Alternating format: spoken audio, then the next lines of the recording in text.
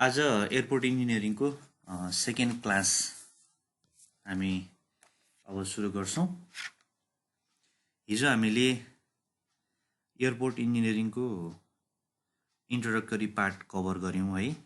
General टर्म्सहरू के use हुन्छन्, त्यसपछि एयरपोर्ट लेआउट र एयरपोर्ट लेआउटमा भएका इम्पोर्टेन्ट कम्पोनेन्ट्सहरू, तिनीहरूको पोजिसन लेआउटमा कहाँ हुन्छ र तिनीहरूको फङ्सन के हो भन्ने कुराहरू हामीले अलिकति डिस्कस गऱ्यौँ। अब त्यो कम्पोनेन्टहरूमा पनि विशेष गरी रनवे र ट्याक्सीवेको डिजाइन चाहिँ एकदमै इम्पोर्टेन्ट हुन्छ। सो हामी आज रनवे र ट्याक्सीवेको डिजाइन के कसरी गरिन्छ त्यो सम्बन्धमा क्लास गर्नेछौँ। ओके, अब डिजाइनमा जानुभन्दा अगाडि एयरपोर्ट प्लानिङ भनेर एउटा टपिक छ लोकसेवाको सिलेबसमा। अब क्वेसन आउन सक्ने टपिक पनि हो यो। अब प्लानिङ भन्ने बित्तिकै जुनसुकै फेसिलिटीको पनि प्लानिङ गर्ने भनेको प्रिडिटर्माइनिङ फ्युचर होइन। फ्युचरमा के कुरा गरिन्छ त्यो चिजलाई अगाडि नै फिक्स गर्ने। त्यस्तै अरू जुनसुकै फेसिलिटीको डेभलपमेन्टमा प्लानिङ गरे जस्तै एयरपोर्ट इन्जिनियरिङमा अथवा एयरपोर्ट डेभलपमेन्टमा पनि प्लानिङ चाहिँ एकदमै इम्पोर्टेन्ट छ। अब यो एयरपोर्ट प्लानिङ सम्बन्धी विशेष गरी एयरपोर्टको मास्टर प्लान कसरी गरिन्छ, के कम्पोनेन्ट हुन्छ, त्यसमा के रिकमेन्डेसन छ, अनि त्यसको रिक्वायरमेन्ट के छ भन्ने कुरा चाहिँ हिजो हामीले ICAO भनेर जुन भनेको थियौँ त्यो ICAO र अर्को FAA फेडरल एभिएसन एडमिनिस्ट्रेसन भनेर US को एभिएसन एजेन्सी छ, त्यो FAA र ICAO यो दुईटा अर्गनाइजेसनले गरेको रिकमेन्डेसन र रिक्वायरमेन्ट्सहरू चाहिँ हामी एयरपोर्टको मास्टर प्लानभित्र के छ त्यो कुरामा चाहिँ अलिकति फोकस भएर यो प्लानिङ चाहिँ हेर्नुपर्ने हुन्छ। अब सबैभन्दा पहिला अब एयरपोर्ट प्लानिङ भन्ने बित्तिकै अब यसलाई हामीले डिफाइन गर्दाखेरि airport planning requires more intensive study and for that is compare to planning of other mode of transport. अरू मोड जुन छ ट्रान्सपोर्टेसन हामीलाई थाहा छ, हाइवे, रेलवे होइन, त्यसपछि वाटरवे, रोपवे, ती सबै मोड अफ ट्रान्सपोर्टेसन भन्दा एयरपोर्ट चाहिँ अलिकति मोर इन्टेन्सिभ स्टडी चाहिने मोड अफ ट्रान्सपोर्ट हो। Because aviation is the most dynamic industry and it's forecast is quite complex. यसको फोरकास्ट गर्नु चाहिँ अलिकति कम्प्लेक्स भएको भएर चाहिँ यसलाई चाहिँ हामी बढी इन्टेन्सिभ स्टडी चाहियो र यसको प्लानिङमा पनि अलिकति बढी नै मेहनत लाग्ने भयो। अब प्लानिङभित्रको इम्पोर्टेन्ट चिज एयरपोर्ट मास्टर प्लान भनेर यो गाइडलाइनले पनि तोकेको प्लानिङ हो यो एयरपोर्ट मास्टर प्लान भनेर। It refers the planners idealised concept of the form and structure of the ultimate development of the airport. Master plan भनेको हामीलाई जनरली थाहा छ नै छ। मास्टर प्लान भित्र के पर्ने भयो त, एकदमै हाई पोइन्टबाट अब कुनै पनि एउटा चिज हामी हेर्दैछौँ भने त्यो कम्प्लिट चिज डिटेलमा देखिँदैन, तर कम्प्लिट चिज चाहिँ देखिनु पर्यो। इच सेक्सनको इच पार्टको detail planning, detail design regional प्लानिङभित्र अथवा अरू सानो प्लानिङ एरियाभित्र पर्ने भयो। तर एयरपोर्ट मास्टर प्लानभित्र चाहिँ एकदमै सबै कम्पोनेन्ट देखिनु पर्यो, तर सबैको डिटेल हुँदैन त्यसमा, तर एभ्री कम्पोनेन्ट चाहिँ त्यसमा कभर भएको हुनु पर्यो। अब यो एयरपोर्ट मास्टर प्लानको लागि चाहिँ हाम्रो FAA भनेर अघि मैले जुन अर्गनाइजेसन भने फेडरल एभिएसन एडमिनिस्ट्रेसन, अब यसले रिकमेन्ड गरेको 4वटा फेजहरू छ। यो 4वटा फेज यहाँ तपाईँले स्लाइडमा देखिरहनु भएको छ। Airport requirements, site selection, airport layout plan र फाइनेन्सियल प्लान भनेर यो 4वटा रिकमेन्डेसन FAA को हो यो। अब एयरपोर्ट मास्टर प्लानको रिकमेन्डेसन अथवा phases of airport master plan जे भन्ने पनि क्वेसनले सोध्यो भने यो 4वटा फेज चाहिँ हामीले लेख्नु पर्यो, थाहा हुनु पर्यो। अब एयरपोर्ट रिक्वायरमेन्ट्स भन्ने बित्तिकै एसेसिङ द एक्जिस्टिङ फेसिलिटी। अब हामीले कुनै पनि एयरपोर्ट अब डेभलप गर्दैछौँ, त्यसको लागि प्लान गर्दैछौँ र विशेष गरी एयरपोर्टको मास्टर प्लान बनाउँदैछौँ भने एयरपोर्टको रिक्वायरमेन्ट्स के हो, त्यो फर्स्ट फेजमा चाहिँ एयरपोर्टको रिक्वायरमेन्ट्स हामीले एसेस गर्नु पर्यो। रिक्वायरमेन्ट्स एसेस गरिसकेपछि त्यसमा के फ्यासिलिटीहरू चाहिँ हामीलाई चाहिएको छ डिमान्ड अनुसार त्यो कुरा चाहिँ एन्टिसिपेट गर्नु पर्यो। यो चाहिँ एयरपोर्ट रिक्वायरमेन्ट्स फेज फर्स्टमा एयरपोर्ट रिक्वायरमेन्ट्सभित्र यो कुरा पर्यो। त्यसपछि सेकेन्ड फेजमा एयरपोर्टको रिक्वायरमेन्ट्सहरू एसेस गरिसकेपछि साइट सेलेक्सनमा हामी जान्छौँ मास्टर प्लानको।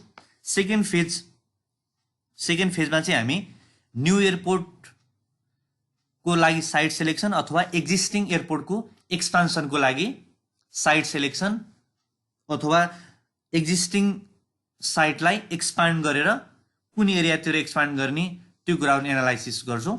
यसमा चाहिँ analysis of available sites, air space requirements, land cost र पोलिटिकल इम्प्लिकेसन त यसको इम्पोर्टेन्ट फ्याक्टर भइहाल्यो साइट सेलेक्सनमा। जुनसुकै ट्रान्सपोर्टेसनमा अथवा जुनसुकै फेसिलिटीको साइट सेलेक्सनमा पनि पोलिटिकल इम्प्लिकेसन त स्टडी गर्नुपर्ने भइहाल्यो।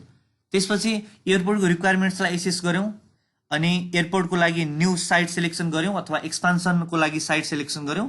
त्यसपछि थर्डमा हामी एयरपोर्टको लेआउट प्लान गर्छौँ।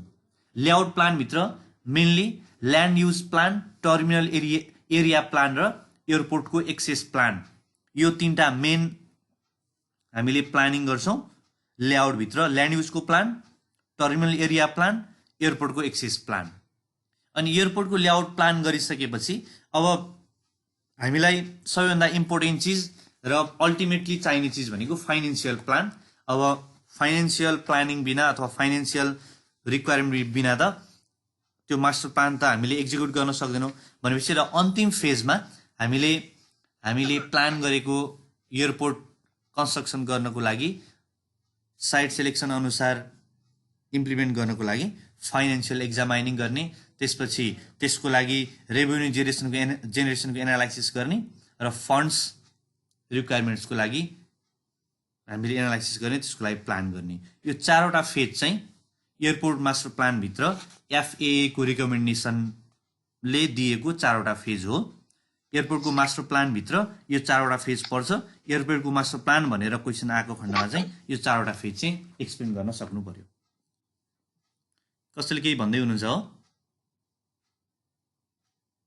ओके, छैन। हामी अगाडि बढौँ।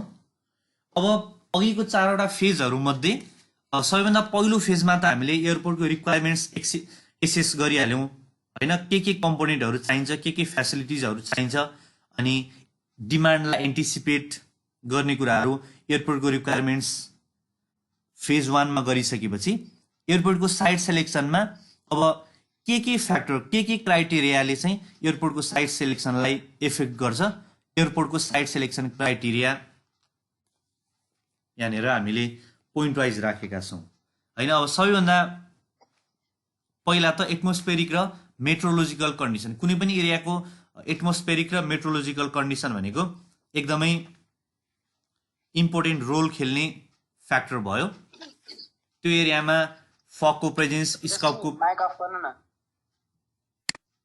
ओके हजुर, अफ गरेँ मैले।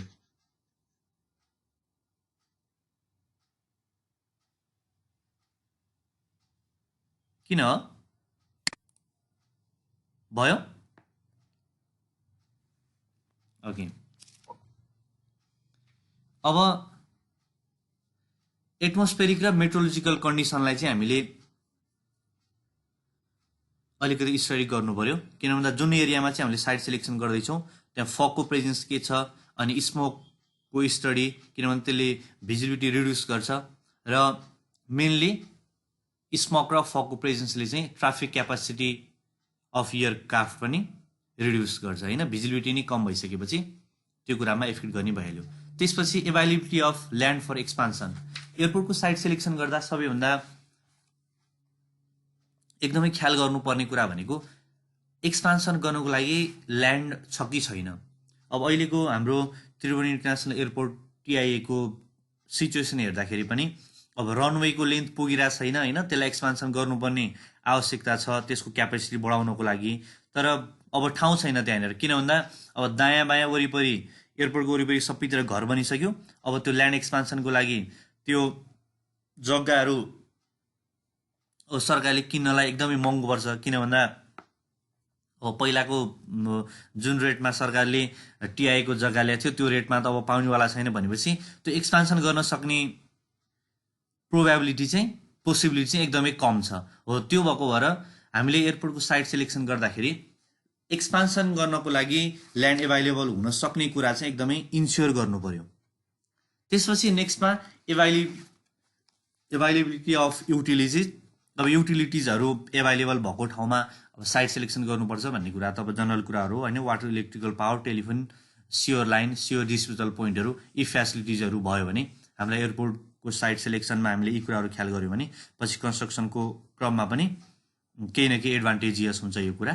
त्यसपछि जहाँनिर एयरपोर्ट बनाउँदैछौँ त्यो एरियाको सराउन्डिङ कस्तो सराउन्डिङ छ, कमर्सियल एरिया छ कि इन्डस्ट्रियल एरिया छ कि त्यो कुरा पनि ख्याल गर्नु पर्यो होइन। अब कमर्सियल एरियालाई लोकेसनको हिसाबले नजिक हुने गरी जनरली कमर्सियल एरियाबाट 30 मिनट्सको डिस्टेन्समा चाहिँ एयरपोर्ट हुनुपर्छ भन्ने एउटा क्राइटेरिया हुन्छ, त्यो कुरालाई ख्याल गर्नु पर्यो। अनि इन्डस्ट्रियल एरियाको कुरा पनि त्यही कमर्सियल एरियासँग जोडिहाल्यो। त्यो सराउन्डिङ एरियाको डेभलपमेन्टलाई पनि अलिकति स्टडी गर्नु पर्यो, त्यो पोइन्टले पनि इफेक्ट गर्ने भयो एयरपोर्टको साइट सिलेक्सनमा। त्यसपछि इकोनोमी अफ कन्स्ट्रक्सन, कन्स्ट्रक्सन कस्टसँग त एकदमै झन् बढी नै रिलेटेड भइहाल्यो एयरपोर्टको साइट सिलेक्सन। त्यसबाहेक ग्राउन्ड एक्सेसिबिलिटी, अनि जुन ठाउँमा हामीले नयाँ एयरपोर्ट बनाउँदैछौँ अथवा नयाँ एयरपोर्टको लागि प्लानिङ गर्दैछौँ, साइट सिलेक्सन गर्दैछौँ, त्यसको वरिपरि अरू एयरपोर्टको प्रेजेन्स के छ। अब एउटा एयरपोर्टबाट अर्को एयरपोर्ट चाहिँ यतिसम्मको एटलिस्ट यतिसम्मको डिस्टेन्समा हुनुपर्छ भन्ने पनि क्राइटेरियाहरू हुन्छ। त्यो स्ट्यान्डर्ड क्राइटेरिया अनुसार चाहिँ अरू एयरपोर्टको प्रेजेन्स के छ त्यो कुरा पनि हामीले ख्याल गर्नु पर्यो। र रिजनल प्लान भनेर अर्को एउटा फ्याक्टर छ। अब रिजनल प्लानभित्र चाहिँ जनरली के पर्छ भन्दाखेरि हामीले लोकेसन अफ एयरपोर्ट, त्यसपछि क्लासिफिकेसन एयरपोर्ट, अनि रुट्स अफ एयर ट्राभल, अनि पपुलेसन फोरकास्टिङका कुराहरू, अनि डिमान्ड एन्टिसिपेट गर्ने कुराहरू, त्यो कुराहरू चाहिँ रिजनल प्लानभित्र पर्छ। त्यो रिजनल प्लान पनि एयरपोर्टको साइट सिलेक्सनको लागि एकदमै इम्पोर्टेन्ट हो। किन भन्दाखेरि अब एयरपोर्टको साइट सिलेक्सन गरेर जुन पाइ त्यही ठाउँमा एयरपोर्ट कन्स्ट्रक्सन गरेर पनि भएन। अब पपुलेसन कत्रो पपुलेसनलाई त्यसले कभर गर्न सक्छ होइन, एन्टिसिपेटेड ट्राफिकको फ्युचर ग्रोथ के छ, त्यो कुराहरू पनि ख्याल गर्नुपर्ने भयो। त्यसबाहेक अब सोइल क्यारेक्टरिस्टिक्स, अब त्यहाँको साइटको सोइल को क्यारेक्टरिस्टिक्सले अब एयरपोर्टको साइट कन्स्ट्रक्सनलाई एकदमै हेभिली इम्प्याक्ट गर्ने नै भयो। जनरली ग्राभेल मिक्स भएको सोइल चाहिँ एयरपोर्टको साइट सिलेक्सनको लागि हामीले राम्रो मान्छौँ, किन भन्दा ड्रेनेजको फेसिलिटीहरू प्रोभाइड गर्नलाई सजिलो हुन्छ। त्यसबाहेक सराउन्डिङ अब्स्ट्रक्सन, ल्यान्डिङ गर्दा टेक अफ गर्दाखेरि सराउन्डिङको अब्स्ट्रक्सनले कतिको डिस्टर्ब गरिरहेछ, अब्स्ट्रक्सनको सिचुएसन के छ, अथवा फ्युचरमा अब्स्ट्रक्सन हुन सक्ने चान्सेस के छ, पोसिबिलिटी के छ, त्यो कुराहरू पनि हामीले ख्याल गर्नु पर्यो एयरपोर्टको साइट सिलेक्सन गर्दा। त्यसपछि टोपोग्राफी त अब जुनसुकै साइट सिलेक्सन गर्दा सर्वे गर्दाखेरि टोपोग्राफीको कुराहरू त आइहाल्यो। र लास्टमा चाहिँ हामीले कुन पर्पोजको लागि एयरपोर्टको साइट सिलेक्सन गर्दैछौँ अथवा त्यो एयरपोर्टलाई प्लान गर्दैछौँ, जनरली सिभिल पर्पोज र मिलिट्री पर्पोज भनेर दुईवटा पर्पोज हुन्छ। अब हामीले त मिलिट्री पर्पोजको लागि एयरपोर्टहरू खासै बनाउने गरेका छैनौँ, हामीलाई आवश्यकता पनि छैन। तर सिभिल एयरपोर्टलाई पनि अब कुनै कुनै कन्ट्रीहरूमा चाहिँ मिलिट्री एयरपोर्टको रूपमा युज गरेको हुन्छ इमर्जेन्सी सिचुएसनमा। जनरली यसको कुन युजको लागि चाहिँ हामीले एयरपोर्टको साइट सिलेक्सन गर्दैछौँ, यी कुराहरू चाहिँ ख्याल गर्नु पर्यो मास्टर प्लानभित्रको साइट सिलेक्सन भन्ने यो फेज 2 मा चाहिँ। अगाडि बढौँ। अब त्यसपछि एयरपोर्टको साइट सिलेक्सन गर्नको लागि हामीले सर्वे गर्नु पर्यो। अब सर्वे भन्ने बित्तिकै हामीलाई थाहा भएको कुरा हो, सर्वेमा के गरिन्छ त डिफ्रेन्ट टाइपको सर्वे हुन्छ। अब हामीले सुनिरहेको र जनरली गरेको भनेको टोपोग्राफिकल सर्वे हो होइन। अब अलिकति ट्रान्सपोर्टेसनमा पढ्नुभएको छ, हेर्नुभएको छ अथवा क्लास भइसकेको छ भने ट्राफिक सर्वेको कुराहरू पनि हामीले सुनिरहेकै कुराहरू। यसबाहेक एयरपोर्टको साइट सेलेक्सनको लागि के सर्वेहरू कन्डक्ट गर्नुपर्छ भनेर यहाँनिर 6वटा सर्वे चाहिँ हामीले लिस्ट गरेका छौँ। यो पनि एक्जामको लागि सम्भावित क्वेसनै हो होइन। Traffic survey, metrological survey, topographical survey, soil survey, drainage survey, material survey. Traffic survey भन्ने बित्तिकै ट्राफिकको भोल्युमलाई एनालाइसिस गर्ने, ट्राफिकको भोल्युम प्रेजेन्ट सिचुएसन के छ, फ्युचर एन्टिसिपेटेड ग्रोथ के हुनसक्छ, त्यो अनुसार एयरपोर्टको साइट सेलेक्सन, एयरपोर्टको साइजिङ, रनवेको साइजिङ अनि अरू जति पनि कम्पोनेन्टहरू छन् ती कम्पोनेन्टहरूको साइजिङ चाहिँ यो ट्राफिक सर्वेसँग रिलेटेड हुने भयो। अब जनरली यो ट्राफिक सर्वे गरेर फ्युचर ट्राफिक भोल्युम फोरकास्ट गर्दाखेरि चाहिँ 2टा मेथड युज गरिन्छ। अब त्यति डिटेलमा त जान्न आवश्यक छैन, तर अब यसो कसरी गरिन्छ भन्ने कसैलाई जिज्ञासा हुनसक्छ। यो टाइम सिरिज मेथड र मार्केट सेयर मेथड भनेर 2टा मेथड हुन्छ। त्यसको डिटेल आवश्यकता पर्यो भने हामी पछि हेरौँला। जस्ट ट्राफिक सर्वे गर्दाखेरि टाइम सिरिज मेथड र मार्केट सेयर मेथड यो 2टा मेथड चाहिँ हामी युज गर्छौँ भन्ने मात्र अहिले जानिराख्दा भयो, आवश्यकता भयो। एयर ट्राफिकै सर्वे, एयरक्राफ्टको फोरकास्टिङको सर्वे गर्ने। त्यो चाहिँ कस्तो हुन्छ भन्दा यो सर्वे अब यो 2 तरिकाले गरिन्छ। टाइम सिरिज मेथड भनेर जुन मैले भने त्यो चाहिँ कुनै एउटा पार्टिकुलर एयरपोर्टको लागि ट्राफिक सर्वे गर्नु पर्यो, फ्युचर फोरकास्टिङ एन्टिसिपेट गर्नु पर्यो भने टाइम सिरिज मेथड युज गरिन्छ। र कुनै एउटा कन्ट्रीलाई बेसिस मान्दाखेरि हाम्रो नेपाललाई हामीले एक्जाम्पलको रूपमा लिने हो भने TIA चाहिँ त्रिभुवन इन्टरनेसनल एयरपोर्ट चाहिँ हाम्रो अब मेन एयरपोर्ट हो।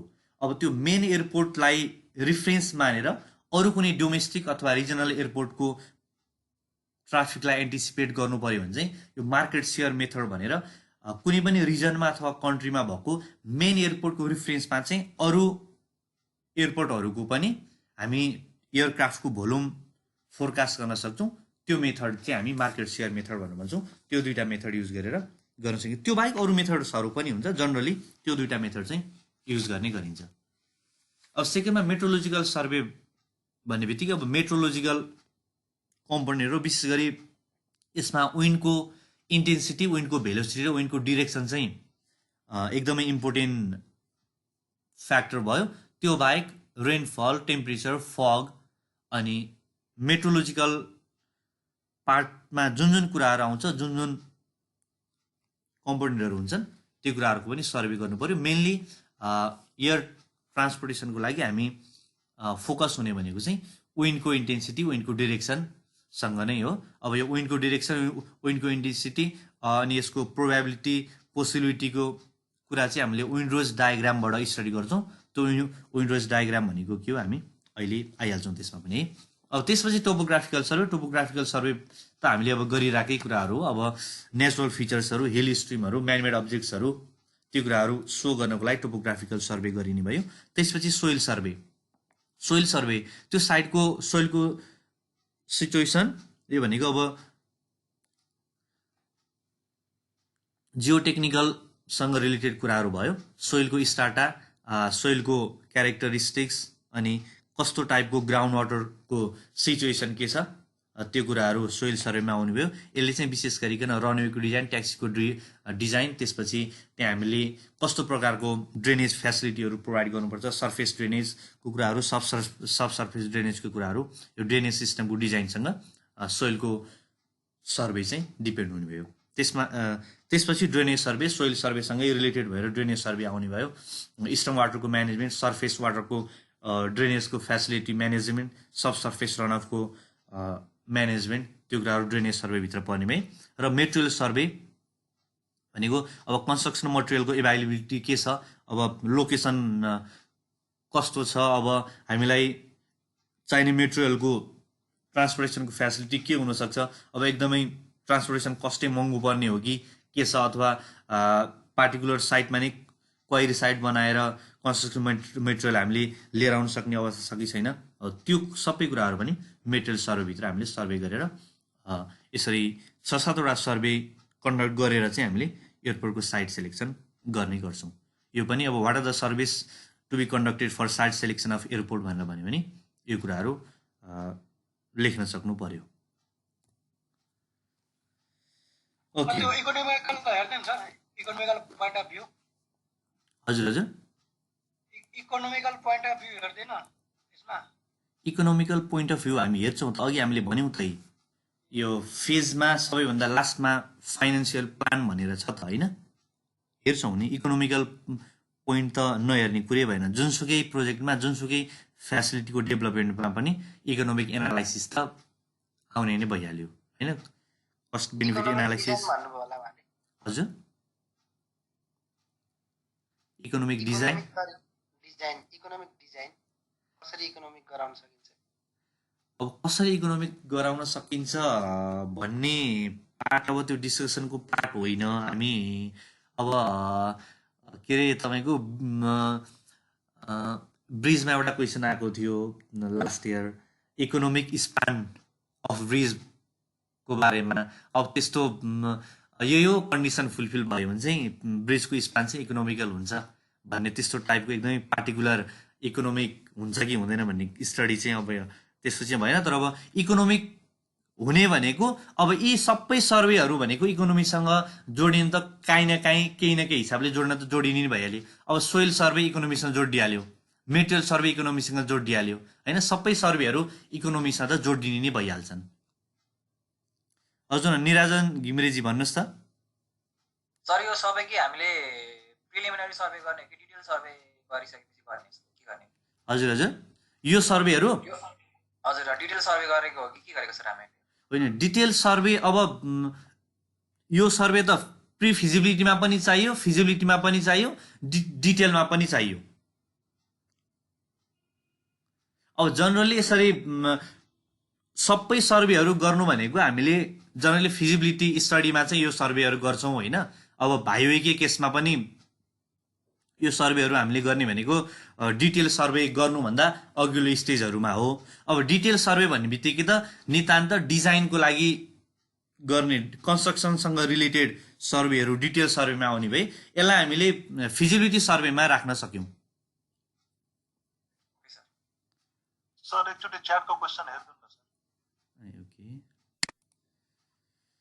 कति बजे start sir? Minimum area cover by airport कति एकोर्डिङ टु टाइप? अब एरिया भनेर भन्नुभएको छ, यो चाहिँ एरिया भनेर एयरपोर्टको एरिया भनेर चाहिँ अब त्यस्तो स्ट्यान्डर्ड छैन। तर एयरपोर्टको क्लासिफिकेसन अनुसार रनवेको लेन्थ र रनवेको विड्थ चाहिँ स्पेसिफाइड हुन्छ। अब एयरपोर्टको रनवेको लेन्थ भनेको एयरपोर्टको साइजको डिटरमाइन गर्ने एकदमै इम्पोर्टेन्ट फ्याक्टर भयो भनेपछि एयरपोर्टको क्लासिफिकेसन अनुसार रनवेको साइजिङहरू हुन्छ। हो, त्यो एयरपोर्टको क्लासिफिकेसन अनुसार चाहिँ रनवेको साइजिङ अनुसार एयरपोर्टको एरिया चाहिँ हामी फिक्स गर्न सक्छौँ है। ल ओके,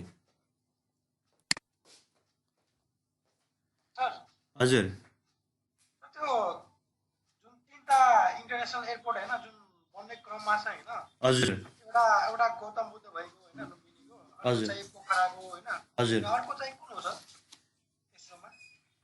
बन्ने क्रममा रहेको चाहिँ बाराको पनि हो, तर अब त्यो त कन्स्ट्रक्सन स्टार्ट भइसकेको छैन है।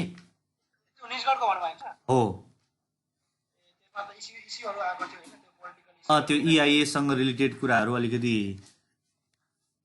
डिस्कसन नै भइरहेछ होइन। अब त्यही मेन अब अहिलेको अलिकति गाह्रो कुराहरू भनेको EIA इन्भाइरोमेन्टसँग रिलेटेड कुराहरू चाहिँ अलिकति ठुलो प्रोजेक्टमा एकदमै जोडिएर अलिकति डिस्कसनकै पार्ट भएर आउँछ कि, त्यो भएपछि अलिक गाह्रै भइरहेछ। अब पोखरा गौतम बुद्धको त कति 95% हैन गौतम बुद्ध एयरपोर्ट त धेरै लौ फिनिसिङ हुन लागिसकेको छ। त्यो पोखराको त्यो ए हुन्छ ल, ल ठिकै छ। अब हामी लास्टमा केही भयो भने डिस्कस गरौँला। हामी अब टपिकमै जाउँ किन भन्दा अब यसरी हामीले डिस्कस गर्न थाल्यौँ भने फेरि भ्याइँदैन कि यो 5वटा 6वटा क्लासमा भ्याउने प्लान छ, त्यो भ्याइँदैन। बरु हामी लास्ट क्लासहरूमा चाहिँ केही यस्ता टपिकहरू भयो भने पछि डिस्कस गरौँला, अगाडि बढाउँ। ल अब रनवे र ट्याक्सी डिजाइन भनेर नेक्स्ट टपिक छ। आज रनवे डिजाइन चाहिँ हामी सक्छौँ होला, ट्याक्सी डिजाइन चाहिँ हामी अरू क्लासमा गर्छौँ। ल अब रनवे के हो हामीले हिजो लेआउटमा देखिहाल्यौँ, रनवेको पोजिसन, रनवेको फङ्सन के हो भनेर। रनवे डिजाइन चाहिँ रनवेको नम्बर, रनवेको अपरेसन, रनवेको लेन्थ विथ र रनवेको पेमेन्ट डिजाइनसँग रिलेटेड हुन्छ। अब जनरली रनवेको number depends on the volume of air traffic र यसको ओरिएन्टेसन चाहिँ हिजो पनि हामीले भन्यौँ विन्डको डिरेक्सनसँग एकदमै डिपेन्ड हुने भयो। विन्डको direction, wind coverage, cross wind direction भनेर अहिले त्यो टर्महरू आउँछ, त्यो टर्महरूसँग चाहिँ रनवेको डिजाइन डिपेन्ड हुने भयो है। अगाडि बढौँ। अब रनवेको ओरिएन्टेसन र डिजाइन। अब रनवे भनेको rectangular area and aerodrome use for landing and take off, हिजो पनि हामीले डिफिनेसन हेरिसकेका छौँ। Runway orientation is important in airport planning. Current practice is to layout a runway in the direction of prevailing wind. रनवेको direction चाहिँ direction of prevailing wind, prevailing विन्डको डिरेक्सनसँग रनवेको डिरेक्सनलाई हामीले राखेका हुन्छौँ होइन। हिजो पनि हामीले यो कुरा भनिहाल्यौँ।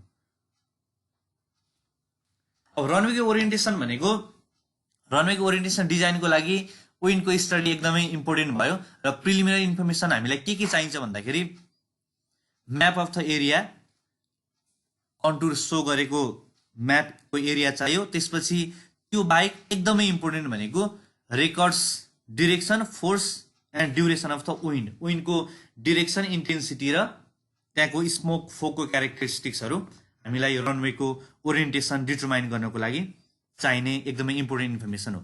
अब यहाँ हेड विन्ड भनेर एउटा टर्म तपाईँले स्क्रिनमा देखिरहनु भएको छ। हेड विन्ड भनेको चाहिँ एयरक्राफ्टको मोसनको अपोजिट डिरेक्सनको विन्ड। यहाँनिर फिगरमा पनि छ, यो भनेको एयरक्राफ्टको डिरेक्सन हो ल्यान्डिङ गर्दा अथवा टेक अफ गर्ने बेलामा, त्यसको अपोजिट डिरेक्सन भनेको हेड विन्ड।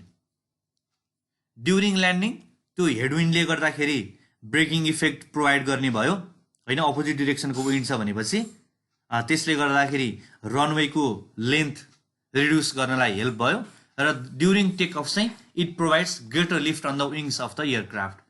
टेक अफको बेलामा चाहिँ हेड विन्डको इफेक्टले गर्दाखेरि ग्रेटर लिफ्ट फोर्स प्रोभाइड हुन्छ।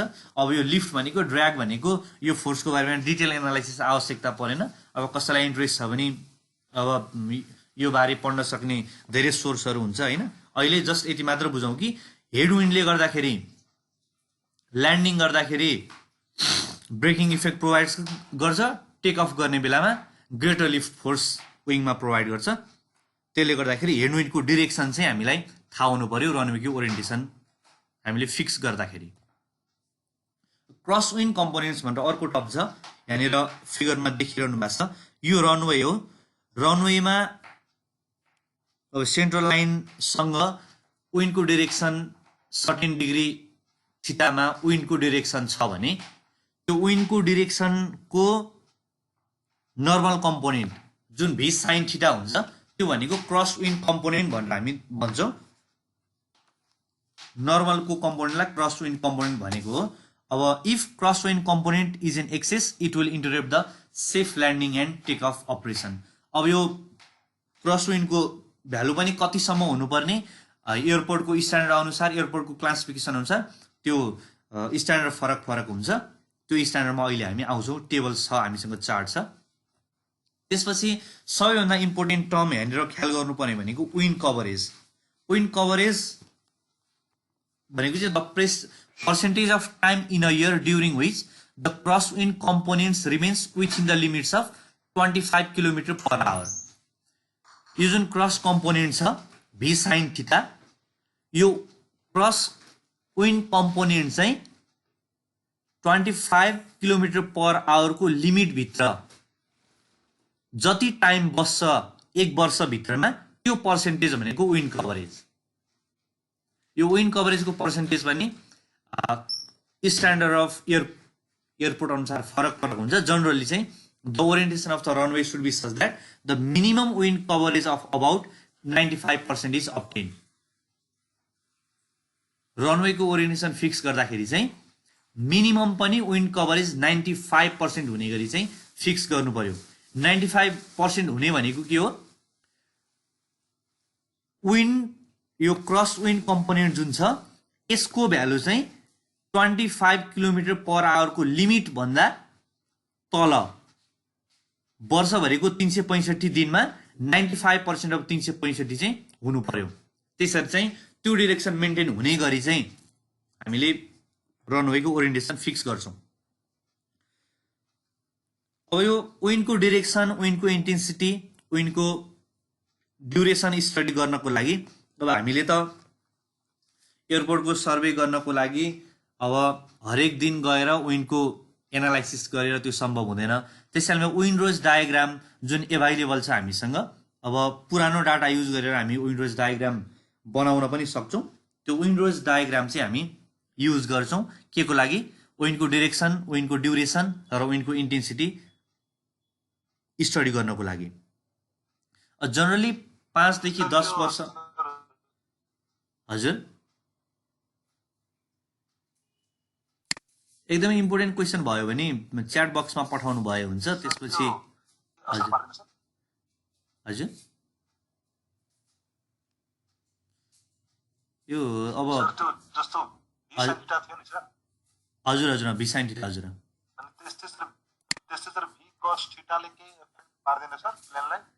हो। भी कस थीटा भनेको के हो?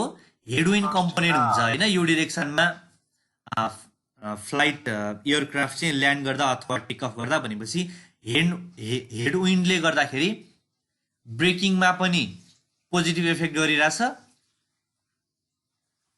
भनेको, ल्यान्डिङमा पनि टेक अफमा पनि हायर लिफ्ट फोर्स प्रोभाइड गरिरहेछ भनेपछि हेडविन्ड कम्पोनेन्ट हुन्छ भिसाइन थीटा भनेको।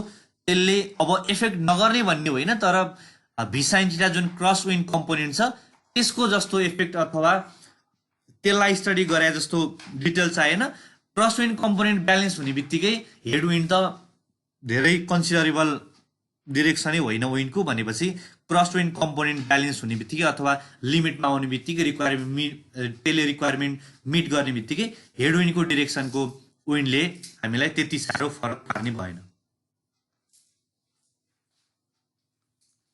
ल ओके, जनरली दुईवटा टाइपको विन्डरोज डायग्राम चाहिँ हामी युज गर्छौँ।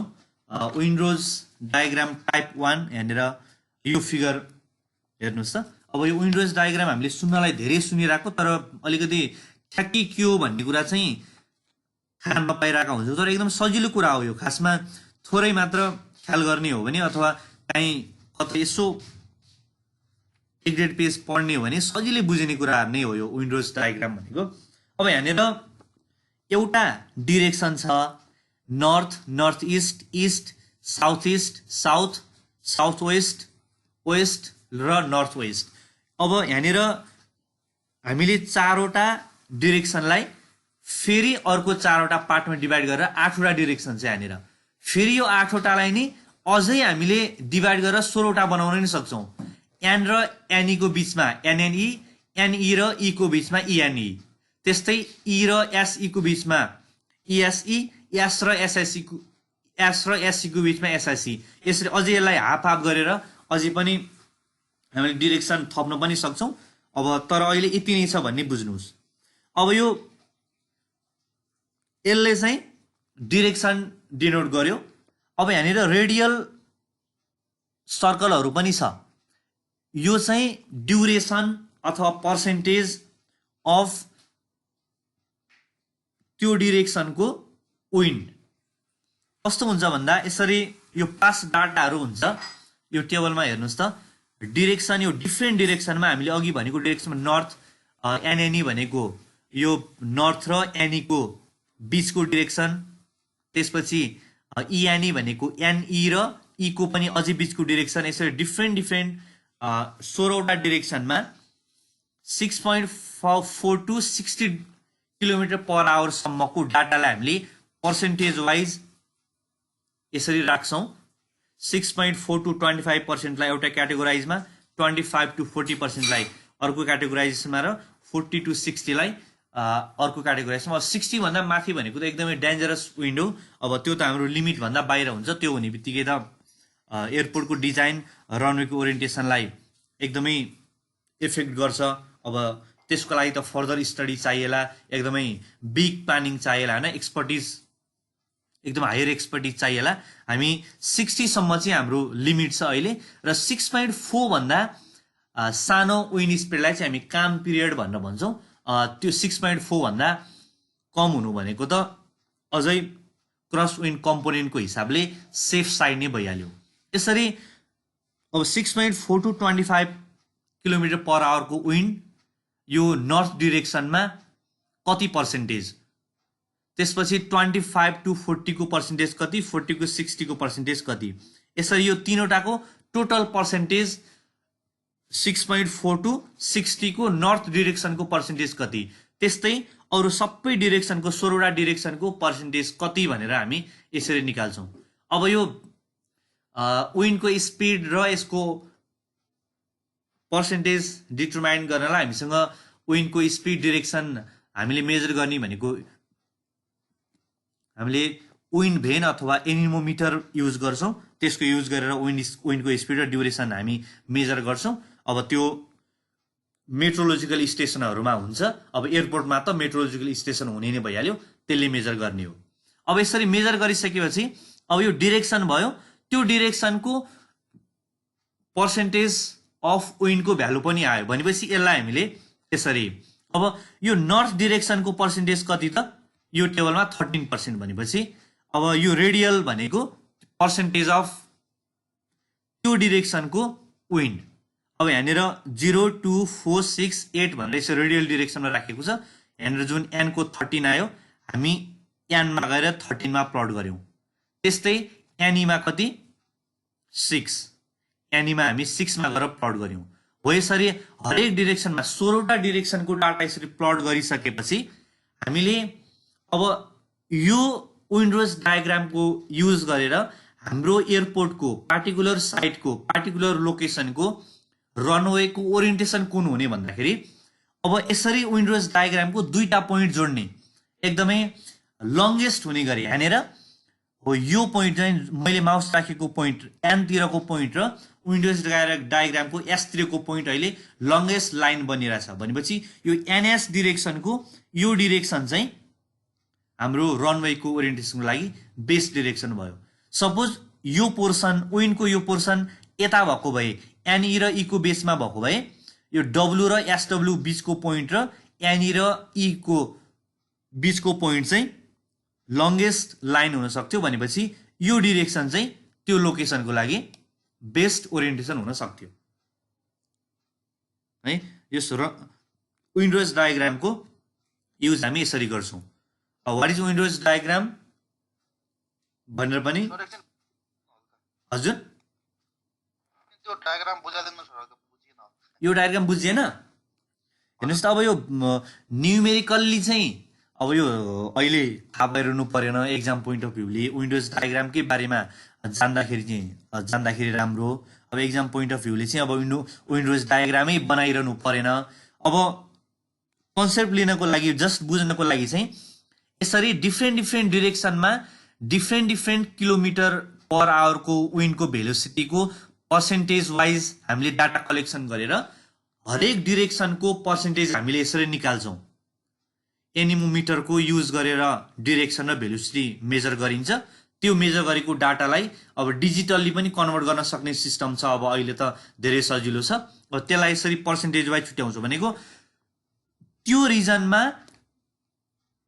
जुन विन्ड डिरेक्सन छ विन्डको भेलोसिटी छ त्यो चाहिँ नर्थ तिर 13% नर्थको डिरेक्सनमा 13% अफ विन्ड चाहिँ फ्लो हुन्छ त्यस्तै एनी डिरेक्सनमा 12.5% हुन्छ हो यसरी डिफ्रेन्ट डिरेक्सनमा डिफ्रेन्ट पर्सेन्टेज अफ विन्ड चाहिँ फ्लो भइराछ यो चिजलाई अब यो त हामीले एउटा एक्जाम्पलको रूपमा राखेको डाटालाई यो त एकदमै 5 वर्ष 10 वर्ष 15 वर्ष 20 वर्षको डाटा युज गरेर यो चाहिँ तयारी डाटा हो। अब सपोज हामीले कुनै ठाउँमा एयरपोर्टको लागि साइट सेलेक्सन गरेर रनवेको ओरिएन्टेसन फिक्स गर्दैछौँ भने यो विन्डोज डायग्राम चाहिँ हामीसँग एभाइलेबल छ अथवा यो डाटा चाहिँ एभाइलेबल छ। यो डाटा युज गरेर विन्डोज डायग्राम बनाउन सकियो अथवा विन्डोज डायग्राम त्यसमा अलरेडी छ भने चाहिँ यो विन्डोज डायग्राम हेरेर चाहिँ रनवेको ओरिएन्टेसन हामीले फिक्स गर्न सक्यो त्यो पार्टिकुलर लोकेसनमा। अब यहाँनिर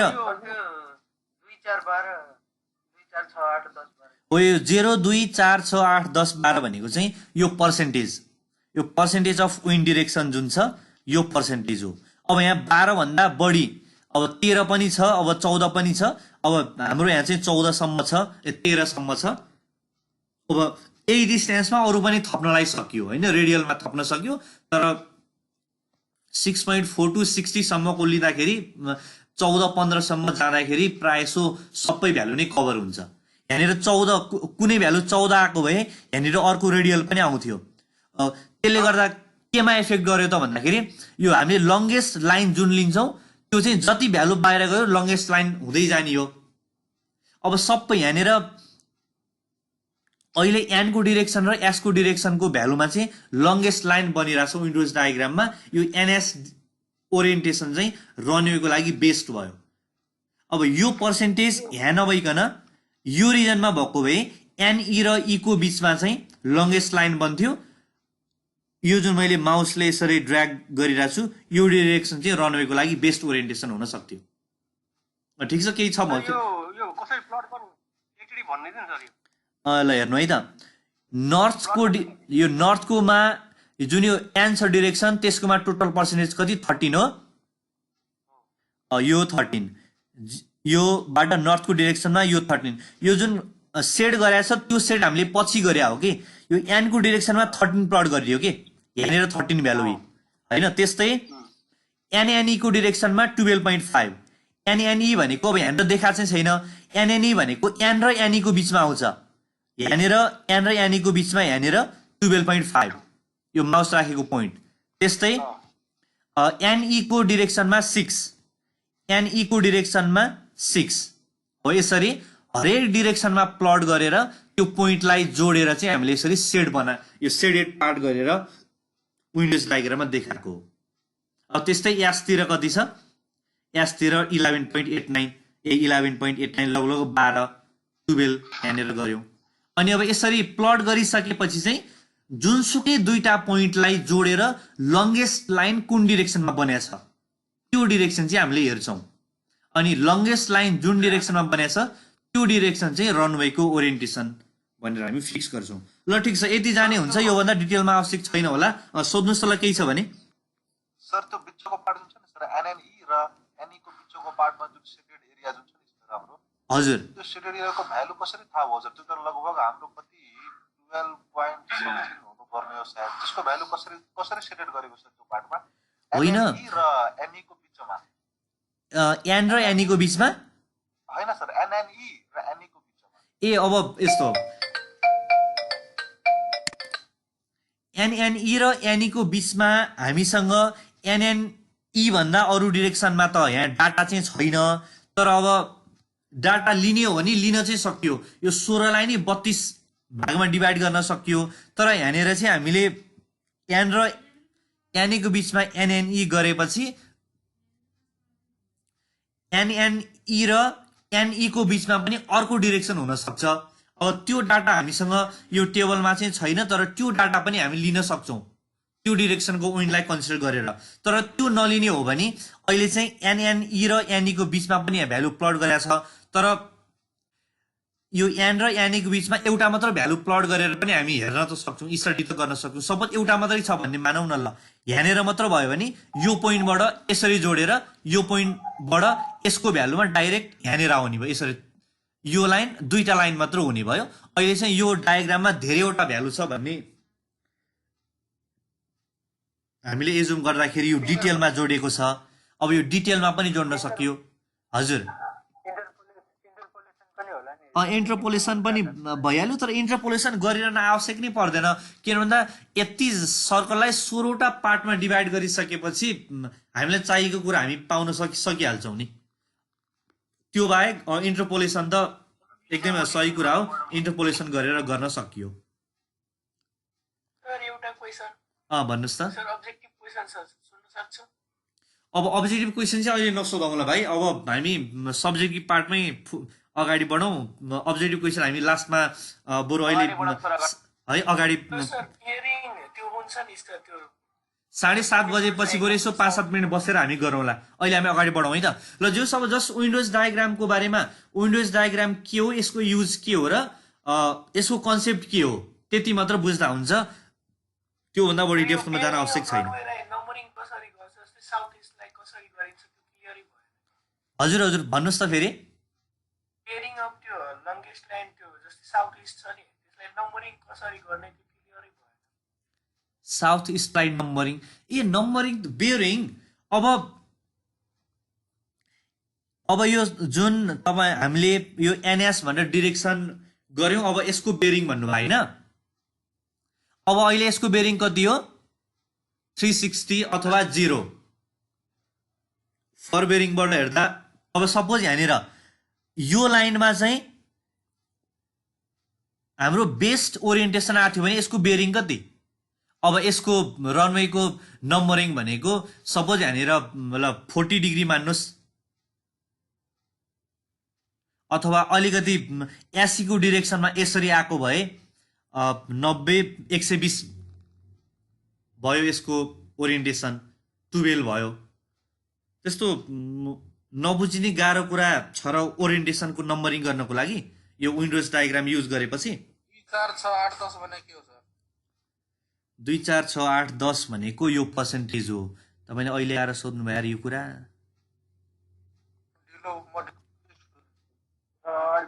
ल अगाडि बढौँ है। साउथ इस्टको जुन बेयरिङ छ नि त्यो विन्डोजको लङ्गेस्ट लाइनको, त्यसको नम्बरिङ कसरी गर्ने त्यो कुन बेसिसमा नम्बरिङ गरिन्छ? अब यो एनएस भनेको 360 डिग्री हो। 360 डिग्रीलाई हामीले नम्बरिङ कसरी गर्ने? 36 नम्बरिङ त्यति नै त हो। सपोज एसीको डिरेक्सनमा चाहिँ हाम्रो बेस्ट ओरिएन्टेसन हुन्थ्यो भने सपोज यो 120 डिग्री हुन्छ भने त्यो 12 भयो, त्यसको नम्बरिङ जस्ट 12। अब एसडब्ल्यू तिर गयो भए 270, 210, 220 हुन सक्ला। एनडब्ल्यू तिर अब यो एनडब्ल्यू देखि एसई वाला यो जुन डिरेक्सन छ हाम्रो ल्यान्डिङ र टेक अफ डिरेक्सन हामीले एनडब्ल्यूबाट एसई तिर गराएछौँ भने एउटा भ्यालु हो, एसईबाट एनडब्ल्यू तिर गऱ्यौँ भने जस्ट 180 डिग्रीले फरक पर्ने भयो। नम्बरिङ गर्न त गाह्रो भएन नि त। ए सर त्यो साउथ 45 डिग्री इस्टमा सर त्यो अब्जेक्टिभ बुकहरुमा त्यही 13 र 31 लगाएको छ अप्सन, त्यही के हो कसरी 13 आयो त्यही। अब अब्जेक्टिभ क्वेसन अहिले हामी डिस्कसन नगरौँ, पछि बरु एउटा क्लासमा अब्जेक्टिभ क्वेसन मात्र गरौँला, केही भएन। अब मलाई मसँग इन्फर्मेसन भएको आधारमा मैले पछि भनौँला, अहिले हामी चाहिँ अगाडि बढौँ है त।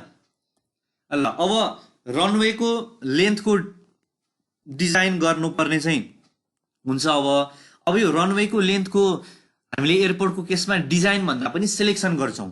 सिलेक्सन कसरी गर्छौँ त भन्दा यसरी एयरपोर्टको क्लासिफिकेसन आइसिएओ जुन छ, इन्टरनेसनल सिभिल एभिएसन अर्गनाइजेसन, यसले चाहिँ एयरपोर्टको क्लासिफिकेसन गरेको छ यसरी ABCDE बेस्ड अन रनवे लेन्थको आधारमा र व्हिल लोड क्यारेक्टरिस्टिक्सको आधारमा चाहिँ 7वटा टाइपमा। अब हामीले डिजाइन गर्न लागेको, कन्स्ट्रक्सन गर्न लागेको, हामीले सिलेक्सन गरिरहेको एयरपोर्ट चाहिँ हामी कुन क्लास अथवा कुन टाइपको चाहिँ हामी कन्स्ट्रक्सन गर्दैछौँ यो अनुसार रनवेको लेन्थ हामी स्ट्यान्डर्डले भनेको जति रनवेको लेन्थ हामीले मेन्टेन गर्नु पर्यो। त्योभन्दा बढी भयो भने त राम्रो भइहाल्यो। एटलिस्ट बेसिक रनवे लेन्थ चाहिँ आइसिएओ को गाइडलाइनले प्रोभाइड गरेको रनवेको लेन्थ हामी सेलेक्ट गर्छौँ। अब त्यो भनेको बेसिक रनवे लेन्थ हुन्छ। अब रनवेको डिजाइन गर्ने भनेको हामीले जुन यो स्ट्यान्डर्ड क्लासिफिकेसन अनुसारको बेसिक रनवे लेन्थ सेलेक्ट गर्यौँ, त्यो सिलेक्सन गरेको बेसिक रनवे लेन्थमा हामी करेक्सनहरू गर्नुपर्ने हुन्छ भनेको इलिभेसन करेक्सन, टेम्परेचर करेक्सन, त्यसपछि ग्रेडियन्ट करेक्सन, यो 3टा करेक्सन गरेर चाहिँ हामी हाम्रो एक्चुअल लेन्थ अफ रनवे चाहिँ हामी डिटरमाइन गर्छौँ। अब यो बेसिक रनवे लेन्थ चाहिँ यो तलको एयर कन्डिसन 6वटा कन्डिसन छ, 7वटा कन्डिसन, यो 7वटा कन्डिसनलाई आधार मानेर चाहिँ ICAO ले स्ट्यान्डर्डाइज गरेको रनवेको लेन्थ। अब यो स्ट्यान्डर्डाइज कन्डिसन नै हाम्रो साइटको लागि फुलफिल नहुन सक्छ। यसको कन्डिसन के छ, airport at MSL mean sea लेभलमा टेम्परेचर 15 डिग्री भएको, रनवेको लङ्गिट्युडनल डिरेक्सन अलवेज लेभल भएको, विन्डले कुनै पनि डिस्टर्ब नगरेको, त्यसपछि एयरक्राफ्ट फुल्ली लोडेड भएको कन्डिसन र इनरुट टेम्परेचर इज स्ट्यान्डर्ड भनेको 15 डिग्रीको जुन स्ट्यान्डर्ड टेम्परेचर छ त्यो मेन्टेन भएको। यो कन्डिसन फिक्स छ अथवा मेन्टेन भएको छ भने बेसिक रनवे लेन्थले काम गर्यो। तर यो कन्डिसन फुलफिल नभइकन यो कन्डिसनबाट भ्यारी गर्ने बित्तिकै हामीले यो करेक्सन चाहिँ हामीले सिलेक्सन गरेको बेसिक रनवे लेन्थमा गर्नुपर्ने हुन्छ। जनरली यो रनवेको डिजाइनबाट अथवा यो रनवे र ट्याक्सीवेबाट न्युमेरिकल आउँदाखेरि यो रनवेमा करेक्सन गरेर हाम्रो एक्ज्याक्ट रनवेको लेन्थ निकाल्ने चाहिँ न्युमेरिकल चाहिँ इम्पोर्टेन्ट हुन्छ। अब यो बेसिक रनवे लेन्थ गिभन हुन्छ अथवा हामीले सेलेक्ट गर्छौँ स्ट्यान्डर्ड अफ एयरपोर्ट अनुसार अथवा टाइप अफ एयरपोर्ट अनुसार र त्यसमा के करेक्सन गरिन्छ, कसरी गरिन्छ र त्यसको न्युमेरिकल हामी हेरौँ है त। अब इलिभेसनको करेक्सन गर्नलाई हामीले एज पर ICAO रिकमेन्डेसन यो BRL भनेको बेसिक रनवे लेन्थ हो। बेसिक रनवे लेन्थ चाहिँ इन्क्रिज गरिन्छ कुन रेटमा, 7% पर 300 meter rise in elevation. MSL भन्दा 300 मिटर बढ्दाखेरि 7% इन्क्रिज गर्ने भनेपछि अब 1 मिटर बढ्दा कति गर्ने, अब हामीलाई कति मिटर बढ्नेवाला छ त्यो अनुसार हाम्रो कति चाहिँ इन्क्रिज गर्नुपर्छ भन्ने हामीले गर्न सकिहाल्छौँ। MSL भन्दा 300 मिटर बढ्दाखेरि चाहिँ 7% गर्ने।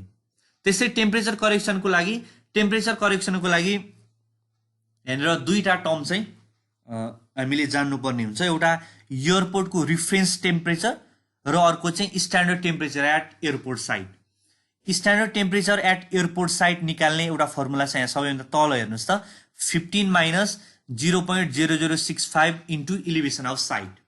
यो standard temperature of at airport site 15मा त्यो भ्यालु घटाएपछि स्ट्यान्डर्ड टेम्परेचर आउँछ र एयरपोर्टको रिफरेन्स टेम्परेचर निकाल्ने अर्को एउटा फर्मुला छ। अब क्वेसनमा त रिफरेन्स टेम्परेचर फर एयरपोर्ट भनेर सर्टेन भ्यालु दिन सक्छ, तर निकाल्नु परेको खण्डमा चाहिँ एयरपोर्टको रिफरेन्स टेम्परेचर निकाल्ने T1 plus T2 minus T1/3। अब कुनै बुकहरूमा TA plus TM minus TA/3, यो T1 लाई TA र T2 लाई TM भनेर पनि लेखिएको हुन्छ। त्यो अब जसरी नोटेसन गरे पनि फरक परेन। यसरी एयरपोर्टको रिफरेन्स टेम्परेचर यसरी निकालिन्छ। यो T1 भनेको चाहिँ monthly mean of the average daily temperature for the hottest month of the year. यो भनेको monthly mean of the average daily temperature, daily टेम्परेचरको एभरेजको मन्थली मिन निकाल्ने। T2 भनेको चाहिँ फेरि monthly mean of the maximum daily टेम्परेचरको, त्यो हरेक दिनको म्याक्सिमम टेम्परेचरको मन्थली मिन भनेको T2 अनि हरेक दिनको एभरेज डेली टेम्परेचरको मन्थली मिन भनेको चाहिँ T1। बुझ्नुभयो कि भएन? यो लाइन पढ्नुभयो नि बुझिन्छ। बुझेन सर, एकचोटि फेरि भन्नु त। T1 भनेको monthly mean of average daily temperature भनेको सपोज आज भोलि पर्सि 3 दिन मानौँ, 3 दिनको मन्थ हो भने आज हाम्रो मिनिमम टेम्परेचर डे 1 मा 0 डिग्री हुन नि सक्छ र म्याक्सिमम जाँदा 15 हुन नि सक्छ। हो त्यो 0 देखि 15 को एभरेजमा एउटा भ्यालु आउँछ। सपोज आजको डे 1 को एभरेज टेम्परेचर 7 डिग्री हो, अब त्यस्तै भोलिको एभरेज टेम्परेचर 6 डिग्री हो, त्यसपछि नेक्स्ट डे को 8 डिग्री हो भने पनि त्यो 7, 8 र 6 को मन्थली मिन T1 भयो। अब T2 भनेको चाहिँ आजको maximum daily temperature 15 degree Celsius, भोलिको maximum daily temperature 18 degree Celsius, पर्सिको 17 डिग्री सेल्सियस। 18, 17 र 15 युज गरेर जुन मन्थली मिन निकाल्यो त्यो चाहिँ T2। बुझ्यो है? बुझ्यो सर। यो हटेस्ट मन्थ भन्नाले चाहिँ हामीले छुट्टै केही मन्थको आधार गर्ने हो कि सर?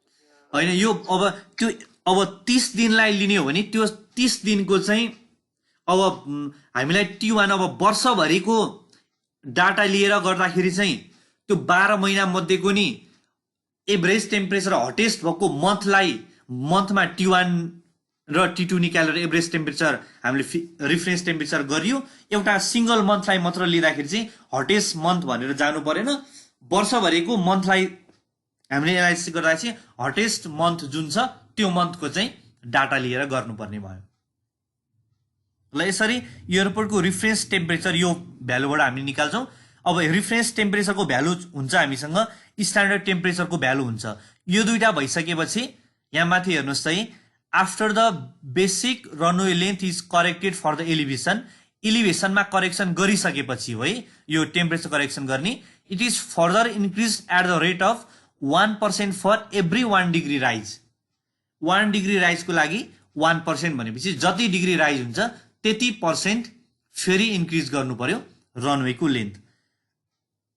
यो इन्क्रिज केमा हेर्ने, स्ट्यान्डर्ड टेम्परेचरको भ्यालु आउँछ यहाँबाट, एउटा भ्यालु आउँछ र रिफरेन्स टेम्परेचरको भ्यालु आउँछ। यो दुईटाको डिफरेन्स जति हुन्छ, जति डिग्री सेल्सियस हो त्यति चाहिँ हामीले इन्क्रिज गर्नु पर्यो। ल अगाडि बढौँ। त्यो दुईटा करेक्सन गरिसकेपछि इलिभेसन र टेम्परेचरमा करेक्सन गरिसकेपछि हामीले चेक गर्नुपर्ने हुन्छ। अहिले न्युमेरिकलमा पनि हामी हेरिहाल्छौँ, त्यो बेला अझै स्पष्ट हुन्छ। यसरी चेक गर्दाखेरि चाहिँ टोटल करेक्सन भनेको करेक्टेड लेन्थ, करेक्सन गरिसकेपछि दुईटा करेक्सन गरिसकेपछि आएको final length minus initial length divide by initial length गरेपछि एउटा पर्सेन्टेज आउँछ। त्यो पर्सेन्टेज चाहिँ 35% भन्दा कम हुनुपर्छ। 35% भन्दा बढी भयो भने चाहिँ हामीले यसरी करेक्सन गरेर जुन लेन्थ निकाल्दैछौँ त्यो लेन्थ चाहिँ हाम्रो एक्युरेट हुँदैन। त्यस्तो सिचुएसन आयो भने चाहिँ मोडल टेस्ट गरेर चाहिँ रनवेको लेन्थ क्यालकुलेट गर्नुपर्छ भनेर आइसिएको स्ट्यान्डर्ड गाइडलाइनमा छ। अब त्यो मोडल टेस्ट कसरी गरिन्छ भन्नेसँग हामीलाई अहिले सरोकार भएन, त्यो हामीलाई आवश्यक पनि छैन। यति मात्र जानौँ कि करेक्सन गरिसकेपछिको टोटल करेक्सन चाहिँ 35% भन्दा कम हुनु पर्यो। 35% भन्दा बढी भएको खण्डमा चाहिँ हामी अरू मेथडबाट, अरू टेस्टबाट डिटेल मोडल टेस्टिङ गरेर चाहिँ रनवेको लेन्थ निकाल्छौँ। अहिले चाहिँ 35% भन्दा कम हुनु पर्यो भन्ने चाहिँ ख्याल गर्नु पर्यो। अब 35% भन्दा कम छ भनेपछि नेक्स्टमा हामी करेक्सन फर ग्रेडियन्टको लागि करेक्सन गर्छौँ। ग्रेडियन्टको लागि करेक्सन गर्दाखेरि चाहिँ 20% अफ इफेक्टिभ ग्रेडियन्ट जुन करेक्टेड लेन्थ छ माथि हामीले करेक्सन गरेर दुईटा करेक्सन गरिसकेपछिको त्यसको चाहिँ 1% of effective grade, every 1% of effective ग्रेडको लागि चाहिँ 20% हामीले बिआरएल अथवा बेसिक रनवे लेन्थ चाहिँ इन्क्रिज गर्दै जान्छौँ। र फाइनल यो सबै करेक्सन गरिसकेपछिको फाइनल लास्टको भ्यालु भनेको हाम्रो डिजाइन गरिएको रनवेको लेन्थ हुन्छ। ल एउटा न्युमेरिकल छ हेरौँ। यो न्युमेरिकल हेरेपछि हामीले स्पष्ट बुझ्छौँ। ओके, ल हेर्नुहोस् है त, यो मैले एसके खन्नाको बुकबाट लिएको न्युमेरिकल हो। बुक छ भने तपाईँहरूले हेर्न सक्नुहुन्छ बुकमा पनि। तर अब सबै जुनसुकै न्युमेरिकलको नि प्रोसिड्युर सेम हो। जस्ट एउटा न्युमेरिकल प्र्याक्टिस गर्नुभयो भने ए रिलेटेड न्युमेरिकल हामी करेक्सन गरेर करेक्टेड लेन्थ निकाल्ने न्युमेरिकल भनेको अब यहाँ नयाँ कुरा भन्ने केही पनि हुँदैन, गर्न सकिहालिन्छ। अब यसमा बिआरएल अथवा बेसिक रनवे लेन्थ चाहिँ यहाँनिर 1620 भनेर गिभन छ। अनि एयरपोर्टको इलिभेसन एबोभ एमएसएल 270 मिटर छ। रिफरेन्स टेम्परेचर 32.90 छ, जुन अघि हामीले रिफरेन्स टेम्परेचर यो निकालेका थियौँ, यो T1 plus T2 minus T1/3 गरेर यसको भ्यालु अहिले गिभन नै छ 32.9। र if the runway is to be constructed with an effective gradient of 0.2%, effective gradient चाहिँ 0.2%मा चाहिँ कन्स्ट्रक्ट गर्नु छ भनेपछि determine the corrected runway length भनेर हामीले निकाल्नु पर्नेछ। अब अघि हामीले हेर्न जुन करेक्सन जसरी लगाउने भनेको थियौँ त्यसरी लगाउँदै जाने। सबैभन्दा पहिला इलिभेसनको लागि करेक्सन गर्ने 7% फर 300 मिटर। त्यसपछि टेम्परेचरको करेक्सन गर्ने 1% फर 1 डिग्री सेल्सियस। एकचोटि चेक गर्ने 35% भन्दा कम हुनु पर्यो। 35% भन्दा बढी हुने बित्तिकै हामीले यो मेथडबाट गर्न सक्दैनौँ, मोडल टेस्ट गरेर डिटेल एनालाइसिस गर्नुपर्छ भनेर कमेन्ट लेखेर छोडिदिँदा भयो। अब जनरली 35% भन्दा कम नै हुन्छ। त्यसपछि फाइनल ग्रेडियन्टको लागि करेक्सन गरेर अनि करेक्टेड लेन्थ चाहिँ हामीले निकाल्नु पर्यो।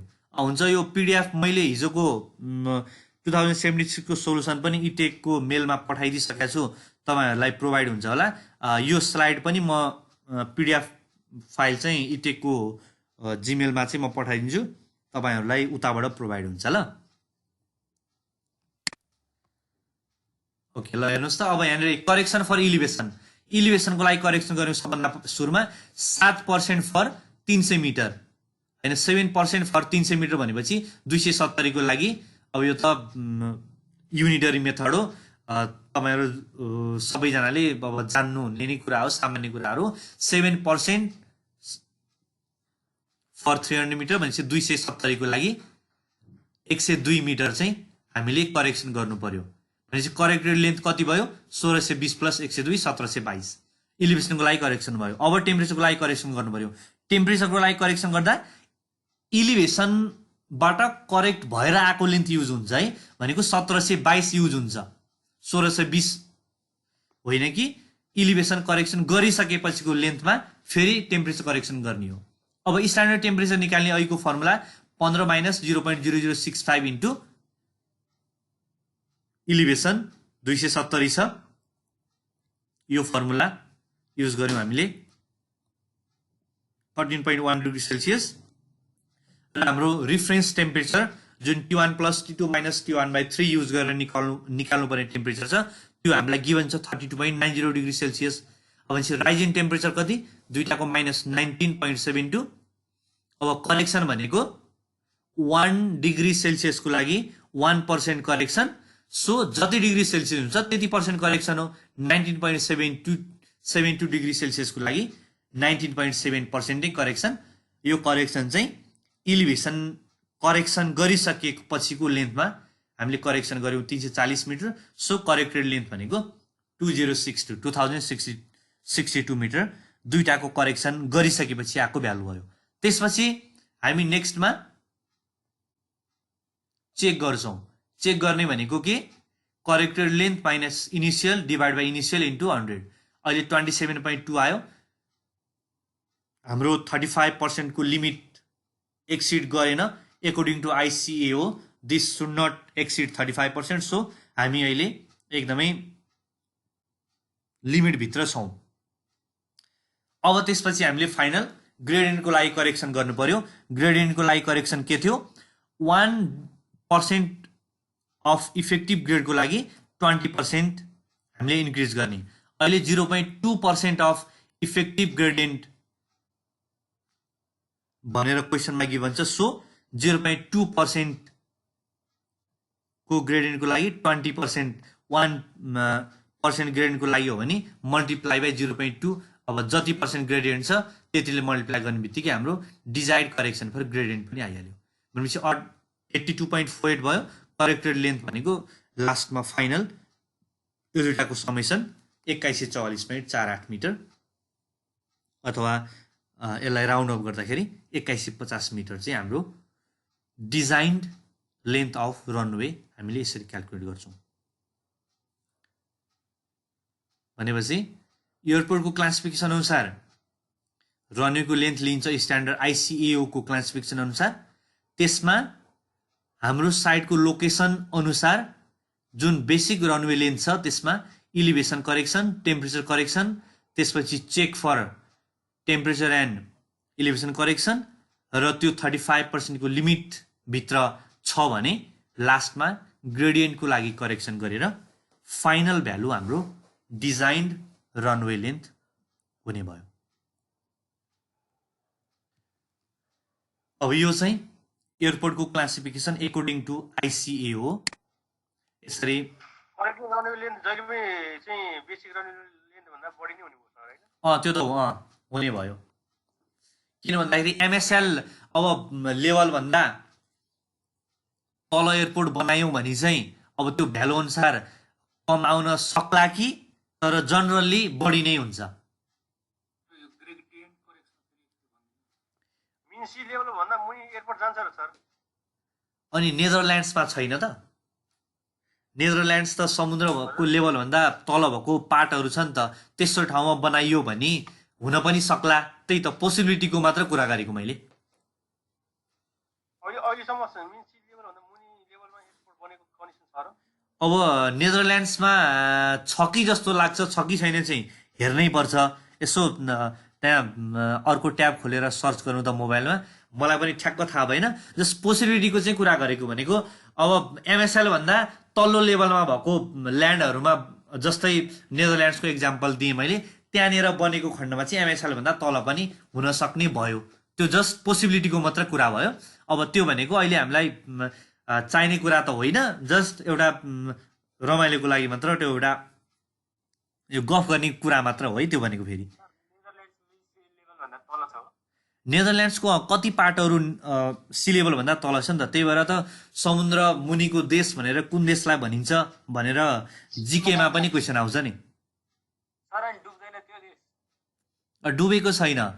युट्युबमा भिडियो छ, हेर्नुहोस् त कसरी चाहिँ नेदरल्यान्ड्स एमएसएल लेभलभन्दा तल भएर प्रोटेक्सन के छ, कसरी स्ट्रक्चर बनाएको छ भन्ने त्यो जस कुनै एउटा युट्युब च्यानलमा राम्रोसँग राखेको छ कि, युट्युब च्यानलमा तपाईँलाई हेर्नु इच्छा भयो भने त हेर्नुहोस् त।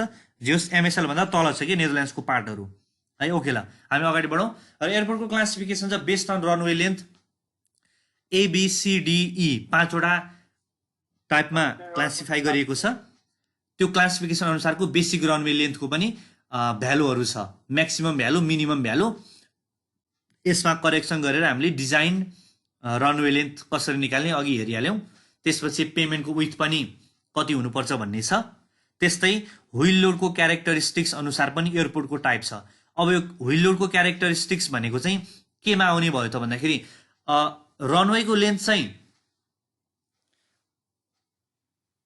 त्यहाँको विन्डको डिरेक्सन, विन्डको भ्यालु, हेड विन्डको कम्पोनेन्टसँग रिलेटेड हुने भयो। किन भन्दाखेरि ब्रेक विन्ड र हाम्रो हेड विन्डले गर्दा लिफ्ट फोर्समा ल्यान्डिङ र टेक अफसँग रिलेटेड हुने भयो। र यो व्हिल लोडको क्यारेक्टरिस्टिक्सबाट क्लासिफाई गरेको चाहिँ कुन कुन टाइपको एयरक्राफ्ट चाहिँ त्यो एयरपोर्टले ह्यान्डल गर्न सक्छ, त्यो चाहिँ व्हिल लोडको क्यारेक्टरिस्टिक्स अनुसार डिपेन्ड हुने। किन भन्दा टाइप अफ एयरक्राफ्ट अनुसार व्हिल लोड डिफ्रेन्ट हुन्छ। अब कुन एयरक्राफ्टको कति हुन्छ भन्ने त जान्न आवश्यक त छैन, तर अब बोइङ एयरबसहरूको लोड र त्यो एटिआर अनि त्यसपछि अरू सानो प्लेनहरू पनि हुन्छ होइन। अब त्यो प्लेनको साइज अनुसार, एयरक्राफ्टको साइज अनुसार चाहिँ व्हिल लोडको क्यारेक्टरिस्टिक्स फरक हुन्छ। यसरी सिङ्गल व्हिल लोडको भ्यालु अनुसार एयरपोर्टलाई 1 देखि 7 टाइपमा क्लासिफाई गरिएको छ। हजुर, सिंगल व्हील लोड भन्दा एक टायरको वेट हो यो? सिङ्गल व्हिल लोड, एउटा व्हिलको लोड। अब यो हाम्रो त्रिभुवन इन्टरनेसनल एयरपोर्ट चाहिँ 4E मा पर्छ। 4 भनेको व्हिल लोड अनुसार क्याटेगोराइजेसन टाइप 4 मा र रनवेको लेन्थ अनुसार E मा पर्छ। 4E भनेर एयरपोर्टको नाम छ है। यो चाहिँ जस्ट एउटा इन्फर्मेसन मात्र। ल अगाडि बढौँ। अब जियोमेट्री, हजुर, यो लङ्जिट्युडनल ग्रेडियन्ट हामीले अब ग्रेडियन्ट त प्रोभाइड गर्नुपर्ने नै हुन्छ। अब लेभल्ड ल्यान्डिङ र टेक अफको लागि त लेभल्ड सर्फेस भयो भने राम्रो हो, तर जुनसुकै पेमेन्टमा पनि जुनसुकै सर्फेसमा पनि ड्रेनेजको लागि त सर्टेन ग्रेड त प्रोभाइड गर्नु पर्यो। लेन्थको डिरेक्सनको ग्रेडियन्ट भनेको लङ्जिट्युडनल डिरेक्सन, ट्राभर्स डिरेक्सनको ट्राभर्स ग्रेड अथवा ट्राभर्स ग्रेडियन्ट।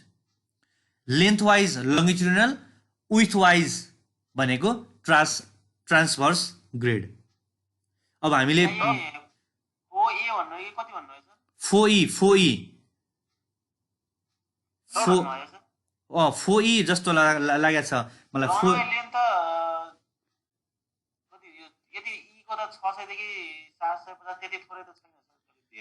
1300-1400 कति छ, तर जोस् अब यो क्लासिफिकेसन चाहिँ यो छ होइन। अब यो क्लासिफिकेसन चाहिँ अब एयरपोर्ट इम्प्रुभ भयो भने, एयरपोर्टको साइजिङ बढ्यो भने यो ICAO मा त हामीले अब एप्लिकेसन दिन पर्यो, हाम्रो स्ट्यान्डर्ड इन्क्रिज भएको छ भनेर उसमा उसलाई अब डकुमेन्टहरू पठाउनु पर्यो, त्यसपछि उसले फर्दर हाम्रो लेभल अप गर्ने छुट्टै कुरा भयो। अहिले चाहिँ सायद 4 नै छ जस्तो लागेको छ मलाई। अब होइन, पछि रेनुको लेन्थ बढ्दाखेरि अब हामीले हाम्रो इम्प्रुभमेन्ट गऱ्यौँ भने त यो क्लासिफिकेसन अथवा त्यसको नेमिङ त चेन्ज हुन सक्ने भइहाल्यो। जस्ट अहिले व्हिल लोडको क्यारेक्टरिस्टिक्स अनुसार नम्बरमा अनि रनवेको लेन्थ अनुसार लेटरमा क्लासिफाई गरिएको छ भन्ने मात्र जानौँ न। सर हजुर, यो ग्रेडियन्ट चाहिँ टेक अफको डाइरेक्सनमा दिया हुन्छ कि ल्यान्ड अफको डाइरेक्सनमा राखेको हुन्छ सर? यो पनि दुईटै डिरेक्सनमा हुन्छ। अब यहाँनिर ल तपाईँले सोधिहाल्नु भयो, यो एउटा देखाउँछु ल म यहाँनिर डाउनवार्ड स्लोपमा पनि हुन सक्ने भयो टेक अफ अथवा ल्यान्डिङको लेभलमा पनि हुन सक्ने भयो, त्यसपछि अपवर्डमा पनि हुन सक्ने भयो। यो सिचुएसन अनुसार, साइडको कन्डिसन अनुसार, हाम्रो रिक्वायरमेन्ट अनुसार फरक फरक हुन सक्छ। यही नै हुन्छ भन्ने होइन, जे पनि हुन सक्छ।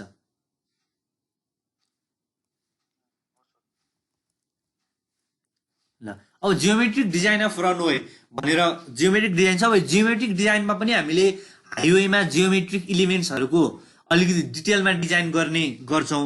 अब यसमा एयरपोर्टको केसमा रनवेको जियोमेट्रिक डिजाइन पनि सेलेक्ट गर्ने हो। स्ट्यान्डर्ड अनुसार हामीले ICAO को गाइडलाइन अनुसार सेलेक्ट गर्दै त्यति मेन्टेन गर्दै त्यही अनुसार कन्स्ट्रक्सन र त्यही अनुसार डिजाइन गर्दै जाने हो। अब यो जियोमेट्रिक डिजाइनमा पनि क्राइटेरियाहरूको यहाँनिर लिस्ट छ र ICAO को गाइडलाइन अनुसार र टाइप अफ एयरपोर्ट अनुसार टाइप पनि एउटा रनवेको लेन्थको टाइप र व्हिल लोडको क्यारेक्टरिस्टिक अनुसार यसको टाइप अनुसार यसको हरेक जियोमेट्रिक प्यारामिटर्सको भ्यालुहरू डिफ्रेन्ट डिफ्रेन्ट छ। अब लेन्थ उता अघिको चार्टमा हामीले हेरिहाल्यौँ। लङ्गिट्युडिनल इफेक्टिभ ग्रेडियन्ट ABC को लागि एउटा भ्यालु छ, D र E को लागि अर्को भ्यालु छ। त्यस्तै लङ्गिट्युडिनल ग्रेडियन्टको चेन्ज कति पर्सेन्टसम्म एलाउ गर्ने भन्ने अब नम्बर 3 र 4 को लागि एउटा भ्यालु छ, त्यस्तै 1 र 2 को लागि एउटा भ्यालु छ। अब यो भ्यालु सम्झिरहनु आवश्यक भएन, जस्ट जियोमेट्रिक डिजाइन अफ रनवेमा चाहिँ के कम्पोनेन्ट कसरी चाहिँ हामीले गरिन्छ भन्ने मात्र जनरल नलेज मात्र लिँदा भयो। त्यसपछि सेफ ग्रेडियन्ट भनेको कस्तो सर? एकचोटि बताइदिनु न सर। लङ्गिट्युडिनल भनेको त थाहा भयो, इफेक्टिभ क्रस स्लोप होला। लङ्गिट्युडिनल ग्रेडियन्ट भनेको जनरल एउटा सिङ्गल ग्रेडियन्ट भइहाल्यो हो, एउटा स्लोपमा सिङ्गल गइरहेछ। अब हाम्रो त स्लोप त एउटा मात्र हुँदैन, 1.5%। अब रनवेको केसमा त त्यति साह्रो आउँदैन यो कुरा, किन भन्दा जस्ट 1.5 किलोमिटर, 2 किलोमिटर, 2.5 किलोमिटर, 3 किलोमिटरसम्म मात्र होला लेन्थ अफ रनवे। अब हाइवेको केसमा हाम्रो डिफ्रेन्ट डिफ्रेन्ट ग्रेड हुन्छ नि, अनि डिफ्रेन्ट डिफ्रेन्ट ग्रेडबाट हामीले इफेक्टिभ ग्रेड निकाल्छौँ नि, एउटा त्यो भर्टिकल कर्भवाला न्युमेरिकलमा पनि। इफेक्टिभ भनेको क्रस स्लोप होइन र सर? हो, क्रस स्लोप होइन नि। इफेक्टिभ ग्रेडियन्ट भनेको N1 N2 त्यो युज गरेर इफेक्टिभ N1 माइनस N2 त्यो वाला भर्टिकल कर्भको हाइवेमा गरेको सम्झिनु भएको छ। इफेक्टिभ ग्रेडियन्ट हामीले त्यहाँ निकाल्छौँ, त्यो भनेको इफेक्टिभ ग्रेडियन्ट हो कि दुईटा स्लोपको बिचमा अब सर्टेन एउटा इफेक्टिभ भ्यालु आउँछ, त्यो भनेको इफेक्टिभ हो। डाउनवार्ड स्लोप अपवार्ड स्लोप अथवा डाउनवार्ड स्लोप त्यो वाला N1 माइनस N2 को अल्जेब्रिक सम गरेर जुन ग्रेडियन्ट निकाल्छौँ त्यो भनेको इफेक्टिभ ग्रेडियन्ट। ट्रान्सफर डिरेक्सनको ग्रेडियन्ट त ट्रान्सफर ग्रेडियन्टै भइहाल्यो नि। रनवेमा त्यो दिँदैन सर क्रस ग्रेडियन्ट पनि भन्न सक्यो सर यसलाई। हजुर हजुर, मिनिमम ग्रेडियन्ट पनि भन्न सक्यो। मिनिमम ग्रेडियन्ट भन्न अलि सकिएन, मिनिमम ग्रेडियन्ट त होइन नि त फेरि त्यो त इफेक्टिभ ग्रेडियन्टै नै भन्ने हो त्यसलाई। अब यो इफेक्टिभ ग्रेडियन्टको युज चाहिँ एक्ज्याक्ट कहाँनिर हुन्छ भन्दाखेरि लेन्थ अफ भर्टिकल कर्भ निकाल्दाखेरि चाहिँ युज हुनेको हो कि। अब यो एयरपोर्टको केसमा अब युज नहुने होइन, सानो एयरपोर्टमा त युज हुँदैन, अलिकति लेन्थ अफ रनवे एकदमै धेरै छ भने इफेक्टिभ ग्रेडियन्टको कुरा पनि आउँछ। तर जनरली भर्टिकल कर्भको लेन्थ निकाल्दाखेरि चाहिँ इफेक्टिभ ग्रेडियन्ट चाहिँ युज हुने हो। त्यो ट्रान्सपोर्टेसनमा युज गर्नुहुन्छ तपाईँहरूले, त्यो बेला पढ्नुभयो अथवा पढिसक्या हुनुहुन्छ भने थाहा होला। अब नत्र त्यो बेला त नि है भनेर त्यो बेला ख्याल हुन्छ है तपाईँलाई। भर्टिकल कर्भको लेन्थ निकाल्दाखेरि इफेक्टिभ ग्रेडियन्ट हामी त्यहाँ युज हुन्छ। ओके, त्यस्तै सेफ्टी सर इफेक्टिभ ग्रेडियन्ट त पढेको थियौँ हामी, difference in relation to the total length of runway हुन्छ। त्यही नै हो, इफेक्टिभ ग्रेडियन्ट भनेको त्यही नै हो। अब सेफ्टी एरिया त्यस्तै transfer gradient classification of airport अनुसार कति हुनुपर्ने, त्यसपछि सेफ्टी एरिया। अब यो रनवेको पेमेन्ट हो भने एक्सटेन्डेड सेफ्टी एरिया भनेर 240 मिटर प्रोभाइड गर्नुपर्ने र त्यो एक्सटेन्डेड सेफ्टी एरियाको स्टार्टिङ पोइन्ट र रनवेको पेमेन्टको इन्ड पोइन्टको बिचमा 60 मिटर चाहिँ अझै एक्स्ट्रा स्पेस प्रोभाइड गर्नुपर्ने। त्यसपछि रनवेको विथ अब यो 150 मिटर छ, मिनिमम 150 मिटर हुनुपर्ने भन्ने यो पनि आइसिएको स्ट्यान्डर्ड गाइडलाइन अनुसारको यो सेफ्टी एरिया जियोमेट्रिक डिजाइनभित्र पर्यो। यो क्राइटेरिया चाहिँ फुलफिल हुनु पर्यो रनवेको डिजाइन गर्दाखेरि। अब भन्नुहोस् त सर 3 नम्बरमा के छुट्यो जस्तो छ, के पो थियो अगाडि? 3 नम्बरमा rate of change of longitudinal gradient त्यही नै हो। लङ्गिट्युडल ग्रेडियन्ट एउटा लङ्गिट्युडल ग्रेडियन्टबाट अब एउटा इन्डबाट अर्को इन्डमा ग्रेडियन्ट चेन्ज हुने रेट चाहिँ कोड नम्बर 3 र 4 को लागि 1.5% र कोड नम्बर 1 र 2 को लागि 2.2%। यो माइनस छ भने है, यो पोइन्ट वाइज लेखिएको यहाँनिर माइनस जस्तो देखिएको छ। लङ्गिट्युडल ग्रेडियन्टको रेट चेन्ज हुने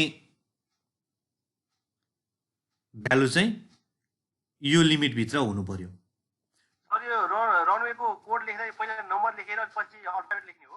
पहिला नम्बर लेखेर पछि अल्फाबेट लेख्ने। ओके, त्यस्तै ट्रान्सफर ग्रेडियन्ट पनि आइसिएको गाइडलाइन अनुसार एबिसी को लागि कति हुने, डी को लागि कति हुने भन्ने छ। यो भ्यालु सम्झिरहनु परेन, जस्ट हुन्छ भन्ने चाहिँ थाहा हुनु पर्यो। त्यसपछि रनवेको विथ कति हुने, रनवेको विथको लिमिट पनि यहाँनिर छँदैछ है। पेमेन्टको विथ 45 मिटरदेखि 18 मिटरसम्मको लिमिट छ। त्यसपछि साइड डिस्टेन्स। अब साइड डिस्टेन्स चाहिँ यहाँनिर जियोमेट्रिक प्यारामिटरभित्र परे पनि हाइवेमा जस्तो एकदमै डिसाइडिङ फ्याक्टर चाहिँ यो होइन रनवेको केसमा। साइड डिस्टेन्स त्यति साह्रो प्रब्लम हुँदैन।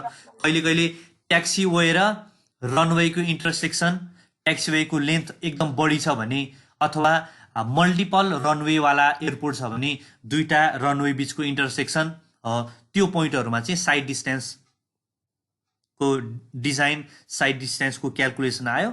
जनरल केसमा चाहिँ साइड डिस्टेन्स त्यति डिसाइडिङ फ्याक्टर हुँदैन। त्यही हुँदा हुँदै पनि अब यो आइसिएओले चाहिँ के भन्छ त भन्दाखेरि it should be such that surface up to a distance of 300 metre is visible from 3 metre height. अब यो 3 मिटर हाइट भनेको चाहिँ सिट अफ पाइलट अथवा हाइवेको केसमा सिट अफ ड्राइभर 1.2 मिटर कि कति समथिङ हुन्छ होइन, साइड डिस्टेन्स निकाल्दाखेरि हो। यो स्ट्यान्डर्ड 3 मिटरको हाइटबाट चाहिँ 300 मिटर डिस्टेन्स चाहिँ भिजिबल हुनु पर्यो। साइड डिस्टेन्स चाहिँ त्यति हुनु पर्यो एटलिस्ट। र एबिसी टाइपको लागि half of the runway length, side distance चाहिँ कम्तीमा पनि रनवे लेन्थको हाफ चाहिँ साइड डिस्टेन्स हुनु पर्यो भन्ने यो पनि क्राइटेरिया हो। हजुर हजुर हजुर हाफ द रनवे लेन्थ भनेको बेसिक रनवे लेन्थ लिने होइन, करेक्टेड रनवे लेन्थ नै लिने नि। त्यति साइड डिस्टेन्स चाहिँ मेन्टेन भएको हुनु पर्यो र कम्तीमा 300 मिटर चाहिँ हुनै पर्यो। अब हाइवेमा युज गरे जस्तै फर्मुला यो आर को 20/125F भन्ने त्यो सर इन्स्ट्रुमेन्टिभ डिस्टेन्स र नन इन्स्ट्रुमेन्टल डिस्टेन्स छ नि त सर त्यो त्यो के अरे भिजुअल इन्स्ट्रुमेन्टल नन इन्स्ट्रुमेन्टल त्यो डिस्टेन्सहरू पनि छ। त्यो पनि अहिले पछाडिको स्लाइडहरूमा होला, आउँछौँ है हामी त्यसमा पनि। प्रिफर गर्नु यो कुन बुकबाट लेख्नु भयो?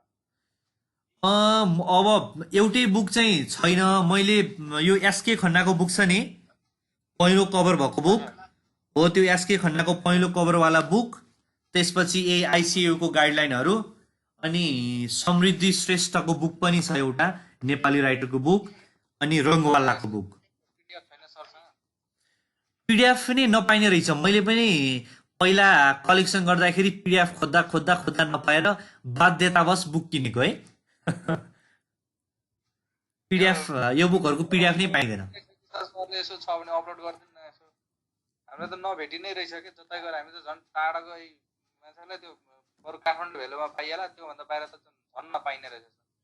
एयरपोर्टको बुक मैले लिँदाखेरि पनि एकदम लास्ट पिस बाँकी थियो, मैले अलिक पहिला लिएको हो।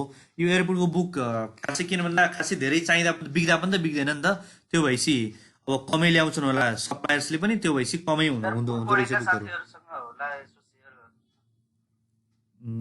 ल ठिक छ। ल हजुरको बुक हुन्छ कि नै? हजुर हजुर हजुरको बुकमा भएको पढे सफिसियन्ट हुन्छ कि एयरपोर्टको लागि? एयरपोर्टको लागि बुकमा भएको र मैले यो स्लाइडहरू दिन्छु, यति पढ्नुभयो भने सफिसियन्ट मात्र होइन, मोर देन सफिसियन्ट हुन्छ। सिलेबस पुरै कभर भयो होला? सिलेबस पुरै कभर भएको छ। अब एक्जामको लागि पढ्दाखेरि चाहिँ खासमा त्यो सिलेबसमा भएको सबै टपिकहरू पनि कति नचाहिने टपिकहरू पनि छ। अब ती टपिकहरूलाई स्किप गर्दा पनि हुन्छ एक्जामको लागि पढ्दाखेरि होइन। तर स्लाइड र बुक यति दुईटा चिज तपाईँहरूले पढ्दाखेरि चाहिँ एक्जामको लागि अथवा सिलेबसको कभरेजको हिसाबले चाहिँ हामी जस कम्प्लिट नै हुन्छौँ। ल अब रनवेको फर्दर तपाईँको instrumental non instrumental length side डिस्टेन्सको कुराहरू, अनि त्यसपछि अब एयरपोर्टको रनवेको लाइटिङको कुराहरू, त्यसपछि कन्फिगरेसनको कुराहरू यो छ। हामी भोलि अब रनवेलाई सकाएर ट्याक्सीवेको डिजाइन पनि हामी टेन्टेटिभ भोलि सकाउँछौँ होला। अब रनवे र ट्याक्सीवेको डिजाइन सक्यो भने चाहिँ त्यसपछि अलिकति थ्योरिटिकल पार्टमा हिस्ट्री, त्यसपछि आइसिएओ रिलेटेड कुराहरू, त्यसपछि हिजो NX-14 को कुरा थियो, NX-14 त्यो कुराहरू अलिकति थ्योरिटिकल पार्टमा हामी भोलि अगाडि बढ्छौँ। ल आजलाई मैले यति नै गरेँ। हजुर ल्यापटपमा चार्ज पनि सकिएछ। कसरी गरिन्छ? हजुर हजुर रनवेलाई सेटिङ कसरी गरिन्छ? रनवेको सेटिङ हजुर सेन्ट्रल लाइन जस्तै सेटिङ गर्छ नि, कसरी गर्ने छ?